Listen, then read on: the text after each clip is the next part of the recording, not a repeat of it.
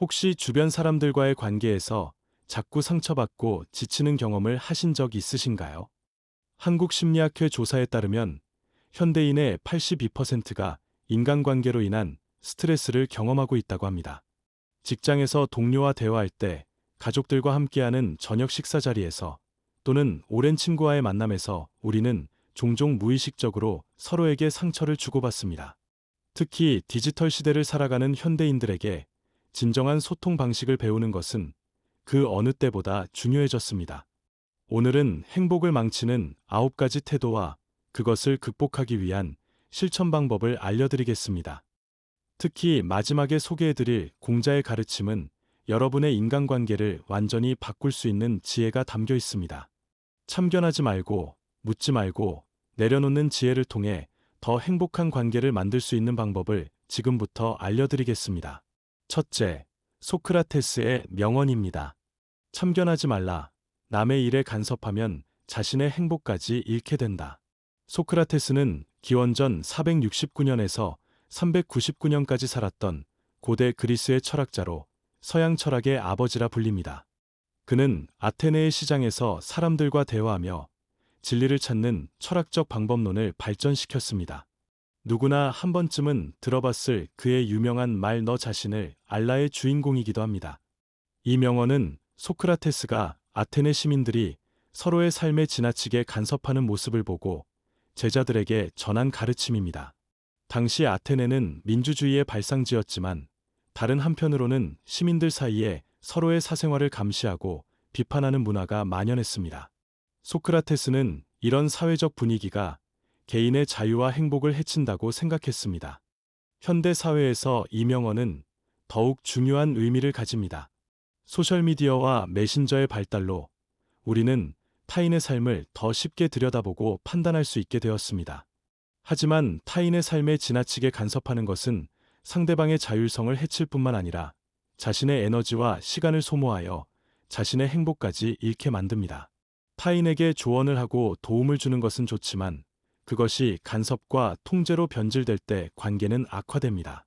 역사적으로 마하트마 간디는 이 원칙을 실천한 대표적인 인물입니다. 그는 인도의 독립운동을 이끌면서도 다른 사람들의 종교적 신념이나 생활 방식에 간섭하지 않았습니다. 간디는 자신이 옳다고 믿는 바를 실천하면서도 타인에게 강요하지 않는 태도를 보였습니다. 이러한 접근 방식은 다양한 배경과 신념을 가진 인도 국민들을 하나로 모으는데 중요한 역할을 했습니다. 현대 사회에서는 한 직장인의 사례가 있습니다.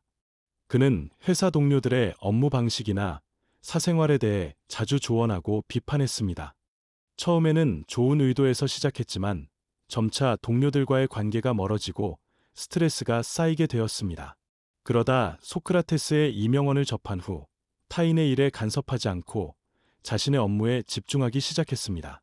그 결과 직장 내 인간관계가 개선되었고 자신의 일에도 더 큰 성취를 이룰 수 있었습니다.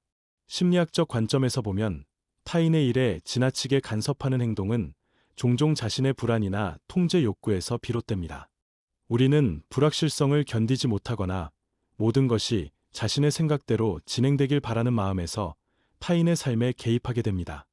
하지만 심리학 연구에 따르면 이러한 행동은 결국 본인의 스트레스 수준을 높이고 인간관계를 악화시키는 결과를 가져옵니다. 이 명언을 실천하기 위한 첫 번째 방법은 매일 저녁 자신이 그날 누군가의 일에 불필요하게 간섭했는지 되돌아보는 시간을 갖는 것입니다. 자신의 행동을 객관적으로 관찰함으로써 점차 타인의 삶에 대한 간섭을 줄일 수 있습니다. 두 번째 실천법은 상대방이 조언을 구하지 않았다면 자신의 의견을 말하기 전에 10초 동안 멈추고 생각해보는 것입니다. 그 순간에 자신에게 이렇게 물어보세요. 내가 정말 이 말을 해야 할까? 이것은 도움이 될까? 아니면 그저 간섭일 뿐일까? 세 번째 실천법은 타인의 선택을 존중하는 마음을 기르는 것입니다.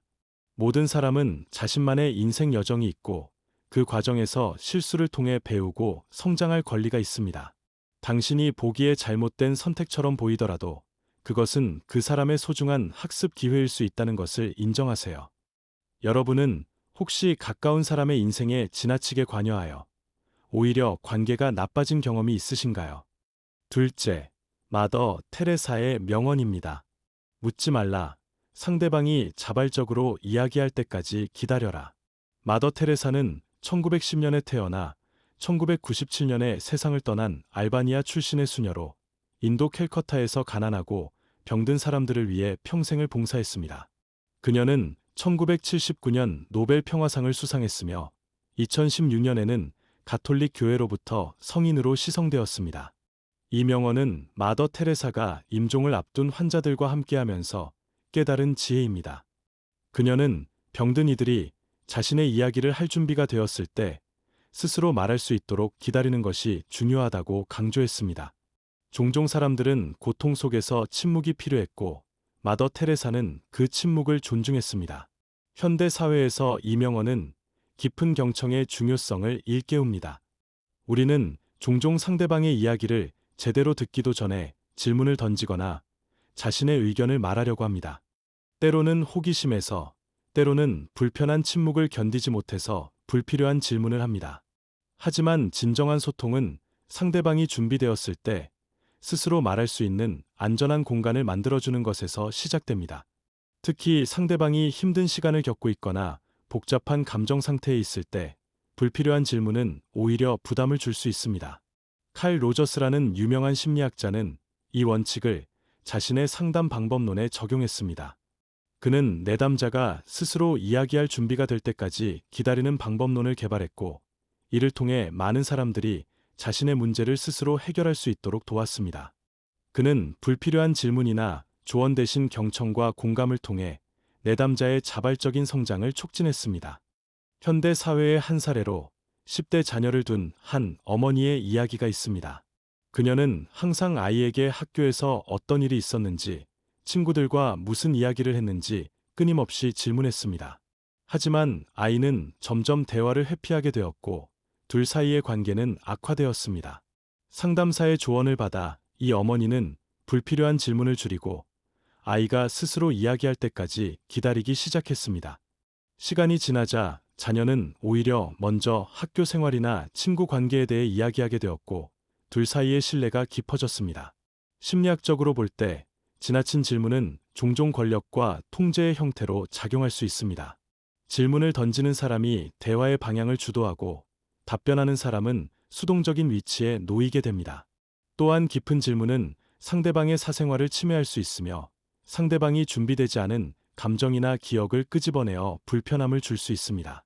이 명언을 실천하기 위한 첫 번째 방법은 의식적으로 질문의 수를 줄이고 경청하는 시간을 늘리는 것입니다. 대화에서 말하는 비율을 30%로, 듣는 비율을 70%로 설정해 보세요. 두 번째 실천법은 침묵을 두려워하지 않는 것입니다. 대화 중 침묵이 생기면 많은 사람들이 불안해하며 빨리 그 상황을 채우려고 합니다. 하지만 침묵은 상대방이 자신의 생각을 정리하고 더 깊은 이야기를 꺼낼 수 있는 소중한 시간이 될 수 있습니다. 침묵을 견디는 연습을 통해 더 깊은 대화가 가능해집니다. 세 번째 실천법은 개방형 질문을 사용하는 것입니다.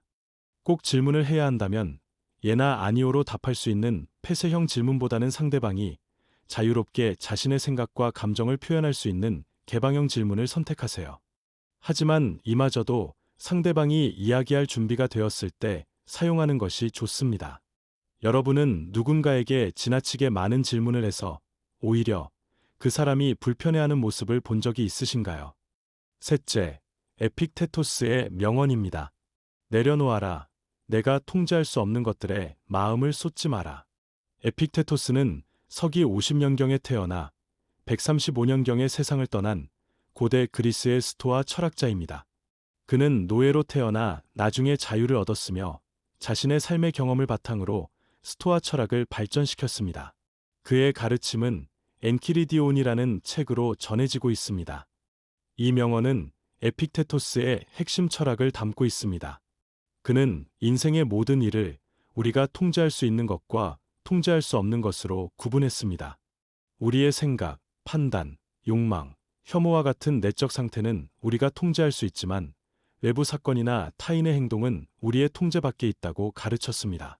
에픽테토스는 노예로서의 삶을 통해 외부 환경은 통제할 수 없더라도 자신의 내면과 반응은 스스로 선택할 수 있다는 깨달음을 얻었습니다. 현대 사회에서 이 명언은 더욱 중요한 의미를 갖습니다. 우리는 타인의 의견, 사회적 기대, 과거의 실수, 미래에 대한 불안 등 통제할 수 없는 많은 것들에 에너지를 소모합니다. 하지만 이러한 것들에 집착할수록 우리의 행복은 멀어집니다. 대신 우리가 통제할 수 있는 자신의 태도, 행동, 선택에 집중할 때 더 평화롭고 만족스러운 삶을 살 수 있습니다. 넬슨 만델라는 이 철학을 실천한 대표적인 인물입니다. 그는 27년간의 감옥 생활 동안 자유를 빼앗겼지만 자신의 내면의 평화와 희망은 결코 포기하지 않았습니다. 만델라는 자신이 통제할 수 없는 외부 환경 대신 자신의 마음가짐과 태도에 집중했고 이것이 그가 끝까지 투쟁할 수 있는 힘의 원천이 되었습니다. 그의 이러한 태도는 결국 남아프리카 공화국의 변화를 이끌어냈습니다. 현대인의 사례로는 한 암 환자의 이야기가 있습니다. 그녀는 진단 초기에 왜 하필 나에게 이런 일이 일어났을까라는 생각으로 괴로워했습니다. 하지만 에픽테토스의 철학을 접한 후 그녀는 질병 자체는 통제할 수 없지만 자신의 반응과 남은 시간의 질은 통제할 수 있다는 것을 깨달았습니다. 그녀는 치료 과정에서 긍정적인 태도를 유지하며 매일을 의미 있게 보내는 데 집중했고 이를 통해 더 평화롭고 충만한 시간을 보낼 수 있었습니다. 심리학적으로 보면 통제할 수 없는 것들에 대한 집착은 불안, 스트레스, 우울증의 주요 원인입니다. 인지행동 치료에서는 이러한 부적응적 사고 패턴을 인식하고 변화시키는 것이 정신건강의 중요한 요소라고 봅니다. 우리가 통제할 수 없는 것들을 받아들이고 통제할 수 있는 것들에 집중할 때 심리적 유연성이 높아지고 회복 탄력성이 강화됩니다. 이 명언을 실천하기 위한 첫 번째 방법은 매일 아침 통제할 수 있는 것과 없는 것의 목록을 작성해보는 것입니다.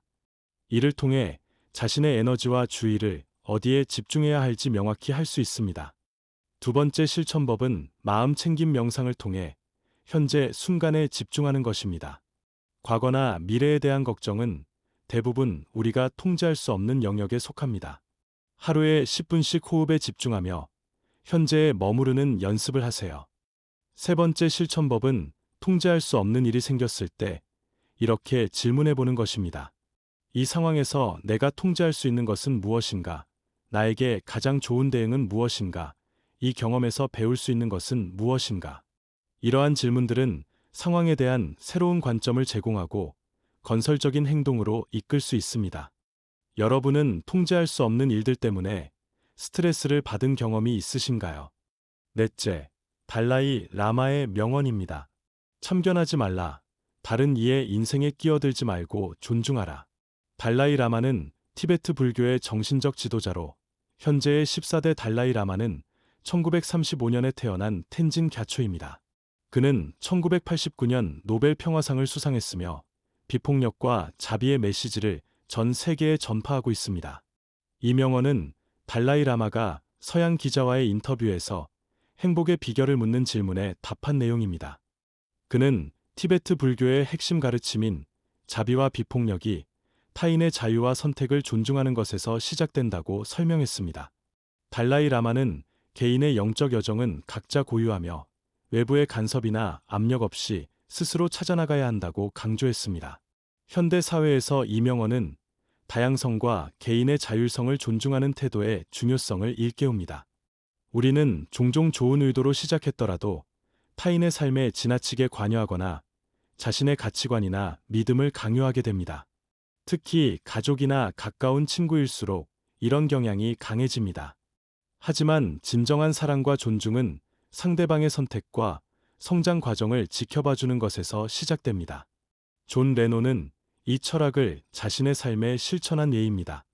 그는 유명한 노레리딧 비에 서 있는 그대로 흘러가게 두라는 메시지를 전했습니다. 레노는 자신의 아들 숀의 교육과 성장 과정에서 자신의 가치관을 강요하지 않고 아들이 스스로 자신의 길을 찾을 수 있도록 지지했습니다. 이러한 접근 방식은 그의 음악과 삶의 철학에 깊이 반영되어 있습니다. 현대 사회의 사례로는 한 부모의 이야기가 있습니다. 그는 자녀의 직업 선택에 지나치게 개입하여 의사가 되기를 강요했습니다. 자녀는 부모의 기대에 부응하기 위해 의대에 진학했지만 공부에 흥미를 느끼지 못했고 결국 우울증을 겪게 되었습니다. 이 경험을 통해 부모는 자녀의 선택을 존중하는 것의 중요성을 깨달았고 이후에는 자녀가 자신의 진로를 스스로 결정할 수 있도록 지지하는 역할에 집중했습니다. 심리학적으로 볼 때 타인의 삶에 지나치게 개입하는 행동은 종종 자신의 불안이나 통제 욕구 혹은 해결되지 않은 욕망의 투사에서 비롯됩니다. 우리는 때로 다른 사람을 통해 자신의 미완성된 꿈을 이루려 하거나 자신의 가치관이 옳다는 확신을 얻으려 합니다. 하지만 이는 상대방의 자율성을 해치고 진정한 관계 형성을 방해합니다. 이 명언을 실천하기 위한 첫 번째 방법은 조언을 하기 전에 항상 상대방에게 물어보는 것입니다. 내가 이것에 대해 의견을 말해도 괜찮을까요? 라고 물어봄으로써 상대방의 경계를 존중할 수 있습니다. 두 번째 실천법은 일주일에 한 번씩 자신이 타인의 삶에 지나치게 개입하고 있는지 점검하는 시간을 갖는 것입니다. 가족, 친구, 동료들과의 관계에서 자신의 행동을 객관적으로 돌아보며 필요한 경우 한 발 물러서는 연습을 하세요. 세 번째 실천법은 능동적 관찰자의 자세를 기르는 것입니다. 이는 타인의 삶에 직접 개입하는 대신 필요할 때 지지와 격려를 보내며 그들의 여정을 존중하는 태도입니다. 당신이 사랑하는 사람이 실수를 하거나 어려움을 겪을 때도 때로는 그것이 그들의 성장에 필요한 과정임을 인정하세요. 여러분의 가족이나 친구 중에 자신의 길을 찾아가는 과정에서 여러분의 과도한 개입으로 갈등이 생긴 적이 있으신가요? 다섯째, 공자의 명언입니다. 묻지 말라. 알 필요 없는 것을 억지로 알려 하지 마라. 공자는 기원전 551년에서 479년까지 살았던 중국의 철학자로 동아시아 문화와 사상에 지대한 영향을 미쳤습니다. 그의 가르침은 논어라는 책에 담겨 전해지고 있으며 인간관계와 사회 질서에 관한 지혜를 담고 있습니다. 이 명언은 공자가 제자들에게 전한 가르침 중 하나로 지나친 호기심이나 불필요한 정보 추구가 정신적 평화를 해칠 수 있다는 경고입니다. 공자 시대에는 제한된 정보만이 존재했지만 그는 이미 지식의 양보다 질이 중요하다는 것을 강조했습니다. 그는 실천적 지혜와 도덕적 발전에 도움이 되는 지식을 추구하고 불필요하게 마음을 어지럽히는 정보는 피하라고 조언했습니다. 현대 사회에서 이 명언은 더욱 중요한 의미를 갖습니다.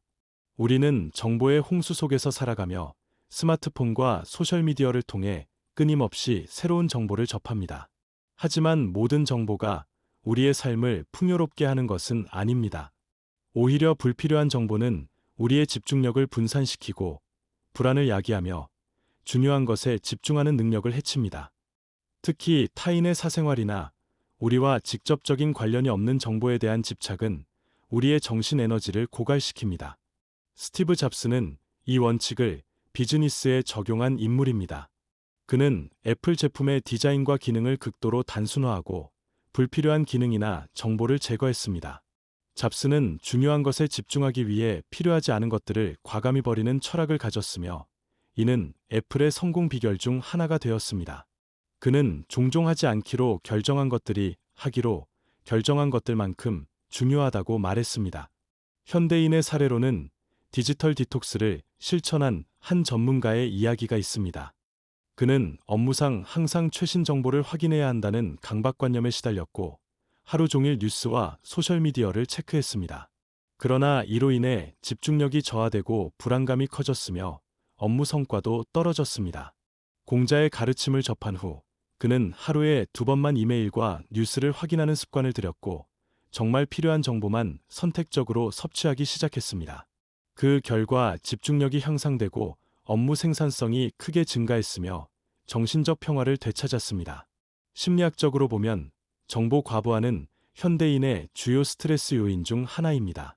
연구에 따르면 지나친 정보 소비는 의사결정 능력을 저하시키고 불안과 우울증을 악화시킬 수 있습니다. 또한 타인의 생활이나 성공에 관한 지나친 정보 수집은 비교의식을 자극하여 자존감 저하로 이어질 수 있습니다. 심리학자들은 선택적 무지가 때로는 정신건강에 도움이 될 수 있다고 제안합니다. 이 명언을 실천하기 위한 첫 번째 방법은 하루에 정보를 소비하는 시간을 제한하는 것입니다. 뉴스와 소셜미디어를 확인하는 특정 시간을 정하고 나머지 시간에는 현재 하고 있는 일에 집중하세요.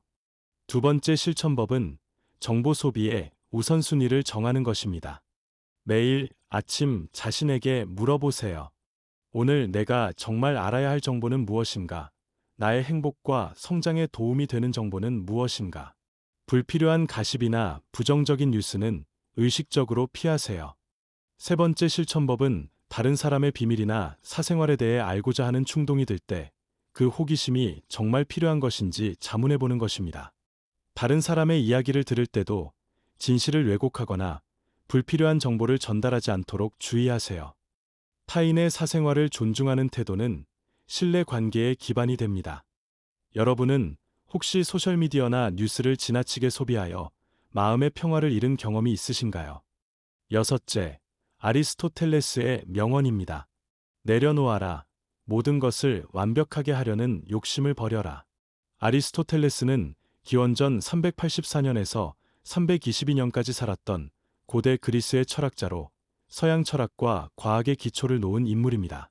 그는 플라톤의 제자였으며 알렉산더 대왕의 스승이기도 했습니다. 아리스토텔레스는 윤리학, 물리학, 논리학 등 다양한 분야에 걸쳐 방대한 저작을 남겼습니다. 이 명언은 아리스토텔레스의 중용 개념에서 비롯되었습니다. 그는 덕은 항상 두 가지 극단 사이의 균형점에 있다고 가르쳤습니다. 완벽주의는 지나친 열정과 무관심 사이의 균형을 무너뜨립니다. 아리스토텔레스는 좋은 삶을 위해서는 극단적인 태도보다 균형이 중요하다고 강조했습니다. 그는 학생들에게 어떤 일이든 완벽을 추구하면 오히려 그 일의 본질과 즐거움을 놓치게 된다고 가르쳤습니다. 현대 사회에서 이 명언은 성과와 효율성을 지나치게 강조하는 문화 속에서 중요한 메시지를 전합니다. 우리는 종종 모든 영역에서 완벽함을 추구하며 스스로를 지치게 만듭니다. 직장에서의 성과, 부모로서의 역할, 외모 관리, 건강 유지 등 삶의 모든 영역에서 최고를 지향하다 보면 정작 삶의 기쁨을 놓치게 됩니다. 완벽주의는 종종 불안, 스트레스, 번아웃의 원인이 되며 행동을 망설이게 만들어 오히려 성취를 방해합니다. 미국의 전 대통령 버락 오바마는 이 원칙을 실천한 예입니다. 그는 자서전에서 완벽을 추구하기보다는 현실적인 목표를 설정하고 점진적인 개선을 이루는 접근 방식을 취했다고 밝혔습니다. 오바마는 정치적 의사결정에서 최선의 결과보다는 최적의 해결책을 찾는 데 집중했으며 이러한 실용적인 태도가 그의 리더십의 특징이었습니다. 현대 사회의 사례로는 완벽주의로 고통받던 한 젊은 디자이너의 이야기가 있습니다. 그녀는 모든 프로젝트를 완벽하게 수행해야 한다는 압박감에 시달렸고 이로 인해 업무 속도가 느려지고 스트레스가 쌓였습니다. 아리스토텔레스의 철학을 접한 후 그녀는 완벽함보다 진전을 중시하는 태도를 기르기 시작했습니다. 프로젝트의 80%가 완성되면 제출하고 피드백을 받는 방식으로 전환했고 이를 통해 더 많은 일을 효율적으로 처리할 수 있게 되었으며 정신적 여유도 찾았습니다. 심리학적으로 볼 때 완벽주의는 종종 자존감 문제와 연결되어 있습니다. 우리는 자신의 가치를 성취와 동일시하고 실수나 실패를 견디지 못합니다. 하지만 연구에 따르면 실수와 실패는 학습과 창의성의 필수 요소입니다. 완벽주의를 내려놓고 성장 마인드셋을 기르는 것이 장기적인 성공과 심리적 웰빙에 더 유리합니다. 이 명언을 실천하기 위한 첫 번째 방법은 완벽보다 진전을 중시하는 태도를 기르는 것입니다. 하루를 마무리할 때 자신에게 물어보세요. 오늘 나는 어떤 진전을 이루었는가? 작은 성취도 인정하고 축하하는 습관을 들이세요. 두 번째 실천법은 실패와 실수를 학습 기회로 받아들이는 것입니다. 실수를 했을 때 자신을 비난하는 대신 이렇게 질문하세요. 이 경험에서 무엇을 배울 수 있는가? 다음에는 어떻게 개선할 수 있는가? 세 번째 실천법은 80대 20 법칙을 받아들이는 것입니다. 많은 경우 노력의 20%로 결과의 80%를 얻을 수 있습니다. 모든 것을 완벽하게 하려고 하기보다는 가장 중요한 일에 집중하고 나머지는 적절한 수준에서 마무리하는 지혜를 기르세요. 여러분은 완벽주의로 인해 일을 시작하지 못하거나 미루게 된 경험이 있으신가요? 일곱째, 마크 트웨인의 명언입니다. 참견하지 말라. 남의 말에 귀 기울이지 말고 자신의 소리에 귀 기울여라. 마크 트웨인은 1835년에 태어나 1910년에 세상을 떠난 미국의 작가로, 본명은 세뮤얼 클레멘스입니다. 그는 톰 소여의 모험과 허클베리 핀의 모험과 같은 명작을 남겼으며 유머와 풍자로 미국 문학에 큰 영향을 미쳤습니다. 이 명언은 마크 트웨인이 작가로서의 경험을 통해 깨달은 지혜입니다. 그는 처음 작품을 발표했을 때 받은 비판과 조언들 때문에 자신만의 독특한 문체를 잠시 잃을 뻔했지만 결국 자신의 내면의 목소리를 따르기로 결심했습니다. 트웨인은 자신의 직관과 창의력을 신뢰했고 이는 그를 미국 문학의 거장으로 만드는데 중요한 역할을 했습니다. 현대 사회에서 이 명언은 타인의 기대와 평가에 지나치게 의존하는 우리에게 중요한 메시지를 전합니다. 소셜미디어의 발달로 우리는 끊임없이 타인의 반응과 평가에 노출되어 있으며 이는 자신의 내면의 목소리를 듣기 어렵게 만듭니다. 주변의 의견에 너무 신경 쓰면 자신만의 독특한 관점과 가치를 잃게 되고 진정한 자아를 실현하기 어렵습니다. 스티브 잡스는 이 철학을 비즈니스에 적용한 대표적인 인물입니다. 그는 종종 다른 사람들의 의견을 듣기보다는 자신의 직관과 비전을 따랐으며 이는 애플을 혁신적인 기업으로 이끄는 원동력이 되었습니다. 잡스는 소비자들이 원하는 것이 무엇인지 물어보기보다는 소비자들이 아직 알지 못하는 새로운 가능성을 제시하는 데 집중했습니다. 그의 이러한 접근법은 아이폰과 같은 혁신적인 제품을 탄생시켰습니다. 현대인의 사례로는 한 젊은 예술가의 이야기가 있습니다. 그녀는 처음 그림을 그릴 때 주변 사람들의 피드백과 트렌드에 지나치게 반응하며 자신만의 스타일을 찾지 못했습니다. 하지만 마크 트웨인의 이 명언을 접한 후 그녀는 다른 사람들의 의견보다 자신의 직관과 창의력을 신뢰하기 시작했습니다. 외부의 목소리를 차단하고 내면의 감성에 귀 기울이는 시간을 가졌고 이를 통해 독특한 예술 스타일을 발전시킬 수 있었습니다. 결과적으로 그녀의 작품은 더 진정성 있고 독창적이라는 평가를 받게 되었습니다. 심리학적으로 볼 때 타인의 의견에 지나치게 의존하는 것은 외부 검증 의존성으로 알려져 있습니다. 이는 자기 결정성과 자율성을 약화시키고 결국 자존감과 행복감에 부정적인 영향을 미칩니다. 자신의 내면의 목소리를 듣고 신뢰하는 능력은 심리적 건강과 자아 실현의 중요한 요소입니다. 이 명언을 실천하기 위한 첫 번째 방법은 매일 10분씩 조용히 명상하는 시간을 갖는 것입니다. 외부의 소음과 의견에서 벗어나 자신의 내면의 목소리를 듣는 연습을 하세요. 두 번째 실천법은 결정을 내리기 전에 자신의 직관을 확인하는 습관을 들이는 것입니다. 중요한 선택의 순간에 잠시 멈추고 자신에게 물어보세요. 남들의 기대가 아닌 진정으로 내가 원하는 것은 무엇인가? 세 번째 실천법은 자신만의 가치와 원칙을 명확히 세우는 것입니다. 자신의 핵심 가치를 글로 적어보고 이를 정기적으로 확인하세요. 외부의 압력에 흔들리지 않는 단단한 자아정체성을 형성하는 데 도움이 됩니다. 여러분은 다른 사람들의 의견 때문에 자신이 정말 원하는 것을 포기한 경험이 있으신가요? 여덟째, 헤르만 헤세의 명언입니다. 묻지 말라. 모든 것을 알려고 하지 말고 삶의 신비를 존중하라. 헤르만 헤세는 1877년에 태어나 1962년에 세상을 떠난 독일 태생의 작가로 1946년 노벨 문학상을 수상했습니다. 그의 대표작으로는 데미안, 시다르타, 유리알 유희 등이 있으며 이들 작품은 인간의 영적 여정과 자아 발견의 테마를 다루고 있습니다. 이 명언은 헤세의 소설 시다르타에서 영감을 받은 것으로 지식과 이해의 한계를 인정하고 삶의 신비를 받아들이는 지혜를 담고 있습니다. 헤세는 자신의 작품을 통해 모든 것을 이성적으로 이해하고 통제하려는 서구 문명의 경향을 비판하고 동양적 사상에서 영감을 받은 수용과 관조의 태도를 강조했습니다. 현대 사회에서 이 명언은 불확실성을 견디지 못하고 모든 것을 이해하고 통제하려는 우리의 성향에 중요한 메시지를 전합니다. 과학과 기술의 발달로 우리는 점점 더 많은 것을 알고 예측할 수 있게 되었지만 그럼에도 삶의 본질적인 신비와 불확실성은 여전히 존재합니다. 모든 것을 알고 통제하려는 욕구는 오히려 불안과 좌절을 키울 수 있으며 삶의 놀라움과 경이로움을 경험할 기회를 빼앗습니다.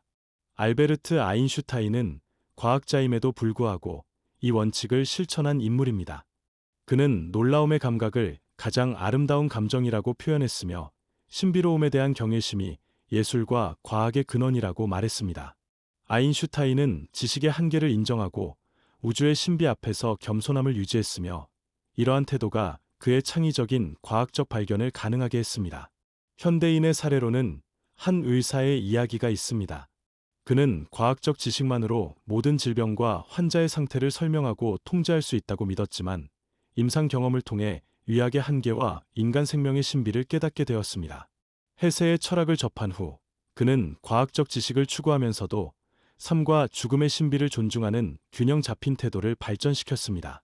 이를 통해 환자들에게 더 공감하고 전인적인 치료를 제공할 수 있게 되었으며 자신의 직업에서 더 큰 의미와 만족을 찾을 수 있었습니다. 심리학적으로 볼 때 불확실성에 대한 지나친 불안은 강박장애, 불안장애, 우울증의 원인이 될 수 있습니다. 모든 것을 이해하고 예측하려는 욕구는 종종 통제에 대한 환상을 만들어내지만 이는 현실적으로 불가능합니다.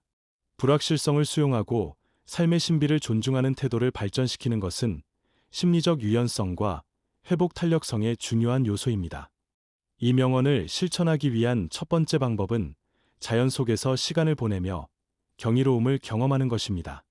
별이 빛나는 밤하늘을 바라보거나 꽃이 피고 지는 과정을 관찰하거나 바다의 끝없는 파도 소리를 듣는 등의 경험은 삶의 신비를 느끼게 합니다. 두 번째 실천법은 모든 질문에 답을 찾으려 하기보다 삶의 역설과 모순을 받아들이는 것입니다. 불확실성과 애매모호함을 견디는 능력을 기르세요.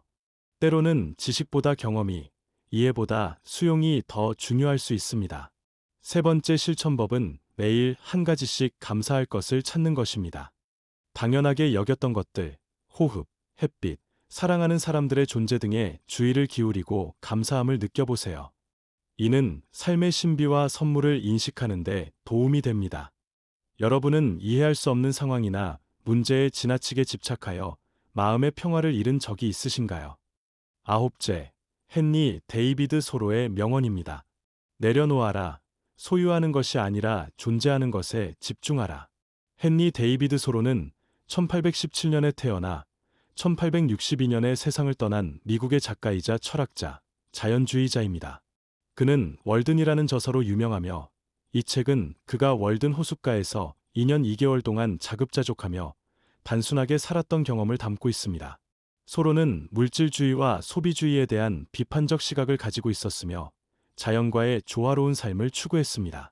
이 명언은 소로의 저서 월든에서 영감을 받은 것으로 그는 이 책에서 생활의 간소화와 물질적 소유에 대한 집착에서 벗어나는 것의 중요성을 강조했습니다.